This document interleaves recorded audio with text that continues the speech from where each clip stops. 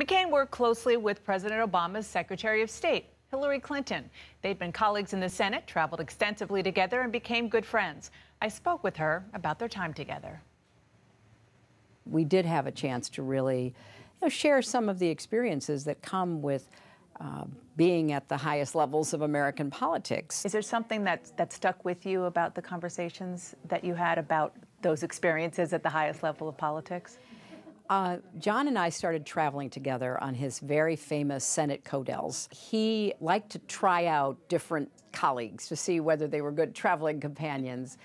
And I admit to being a little surprised when he first approached me and said, "Would you like to travel?"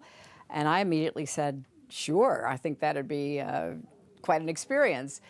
And during those long, long flights, we had a lot of time to talk. We talked about the unfairness that sometimes infects our politics. If you were his friend, he would stand up for you, he would defend you.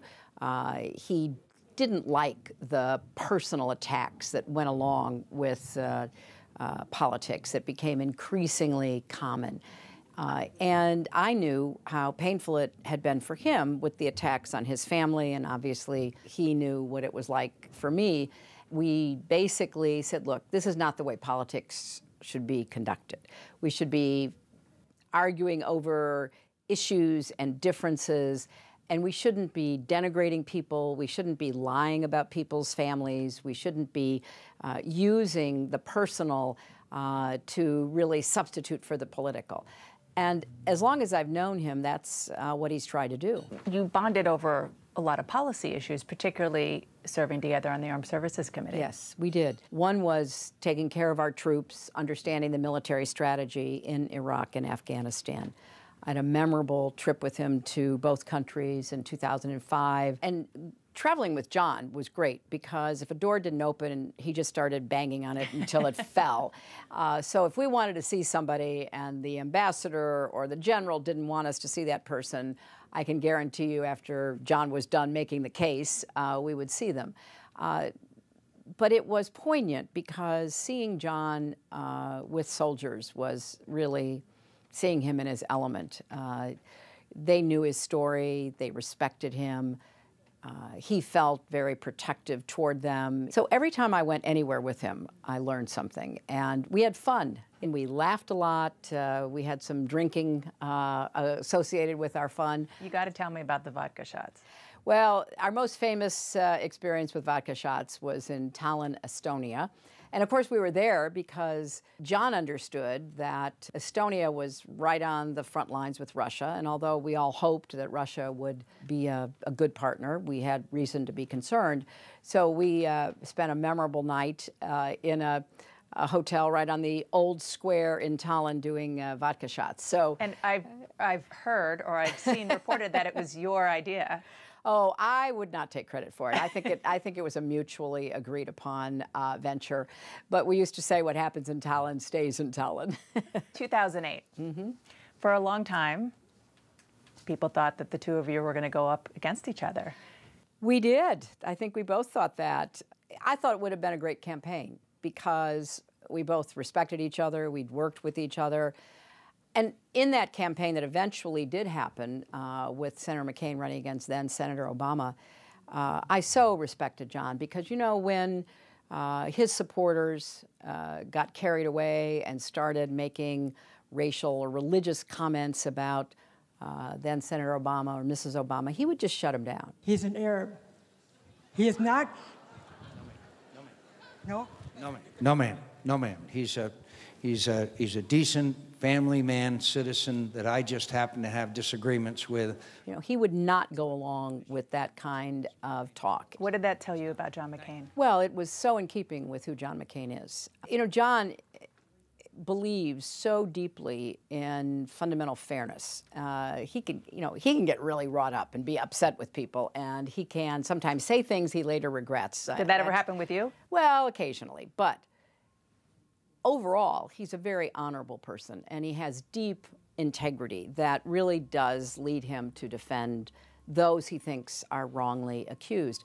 I saw that with respect to my own staff. You know, because of our traveling together, he got to know Huma Abedin, who has worked with me. And then when some on the far right began to attack her and make all these accusations against her, which were, you know, totally fraudulent, John McCain went to the floor of the Senate and defended her. And I will never forget that, because that's who he is. The concession speech that John McCain gave in 2008. I urge all Americans who supported me to join me in not just congratulating him, but offering our next president our goodwill and earnest effort to find ways to come together. People close to McCain have told me that when he travels, people he meets quote that speech back to him, particularly in places where they're striving to be like America. What did that speech mean to you, particularly about him? That he's a great patriot and that he understands that our democracy has to be protected and defended every day. He wanted to make clear, not just to his supporters, but to all Americans and indeed to the world audience, that we have elections in America and we are proud of our democracy. We have a winner and we have a loser. And if you're on the losing side, you speak up and do your part to try to keep our democracy going. Did you study his speech, his concession speech, or think about it when you had to give yours?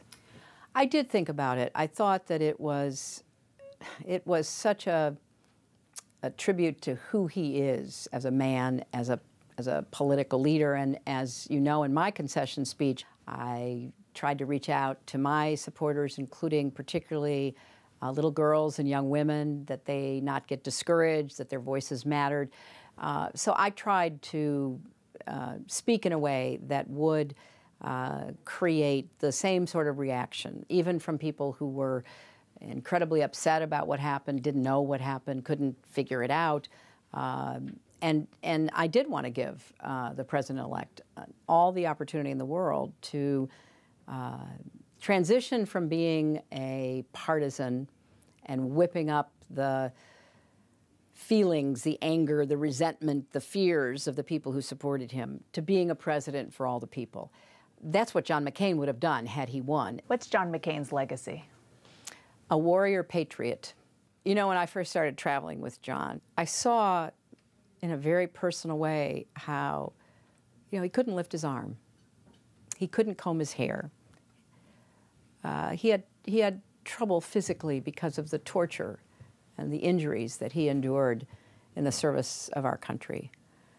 I saw the same grit and commitment that made him turn down early release from the Hanoi Hilton prison in Vietnam. I saw someone who revered the values of our country, and he's always thinking about America's place in history and America's place in the world. I saw his passion and his love of his family, his love of our country, his love of the friends that he has made over the years. And he is a patriot, regardless of party. He is a patriot, and I am honored that he's also my friend. We've heard many words to describe John McCain: hero, statesman, fighter, patriot. But the label he most reveled in, especially during his political campaigns, is, of course, maverick. Next, our panel of reporters shares their memories of and with John McCain.